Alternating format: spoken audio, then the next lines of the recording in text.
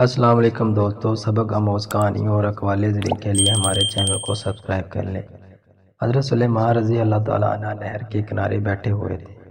ان کی نگاہ ایک چونٹی پر پڑی جو گندم کا ایک دانہ لے کر نہر کی طرف جا رہی تھی۔ حضرت سلیمان علیہ السلام اس کو بہت غور سے دیکھنے لگے۔ جب چونٹی پانی کے قریب پہنچی تو اچانک ایک مینڈک نے اپنا سر پانی سے باہر نکالا اور اپنا منہ کھولا تو یہ چونٹی گندم کے دانے کے ساتھ اس کے منہ میں چلی گئی۔ مینڈک پانی میں داخل ہو گیا اور پانی میں ہی بہت دیر تک رہا۔ حضرت سلیمان بہت غور سے دیکھتے رہے۔ تھوڑی ہی دیر بعد مینڈک پانی سے نکلا اور اپنا منہ کھولا تو چونٹی باہر نکلی، البتہ اس کے منہ میں وہ دانہ نہ تھا۔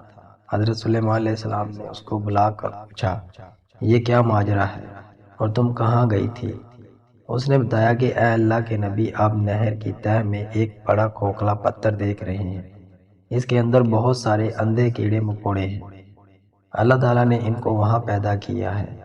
وہ وہاں سے روزی تلاش کرنے کے لیے نہیں نکل سکتے۔ اللہ تعالیٰ نے مجھے ان کی روزی کا ذریعہ بنایا ہے۔ اللہ تعالیٰ نے مجھے ان کی روزی کا ذریعہ بنایا ہے۔ میں ان کی روزی اٹھا کر ان تک پہنچاتی ہوں۔ اس مینڈک کو اللہ نے میرے لیے مسخر کیا ہے تاکہ وہ مجھے وہاں تک لے کر جائے۔ اس کے منہ میں ہونے کی وجہ سے پانی مجھے نقصان نہیں پہنچا سکتا۔ وہ اپنا منہ بند پتھر کے سوراخ کے سامنے کھول دیتا ہے، میں اس میں داخل ہو جاتی ہوں۔ جب میں ان کی روزی ان تک پہنچا دیتی ہوں اور واپس مینڈک کے منہ میں آ جاتی ہوں تو وہ مینڈک مجھے پانی سے باہر لے آتا ہے اور اپنا منہ کھول دیتا ہے تو میں باہر آ جاتی ہوں۔ حضرت سلیمان علیہ السلام نے کہا کہ تم نے کبھی ان کیڑے مکوڑوں کی تسبیح کو سنا ہے؟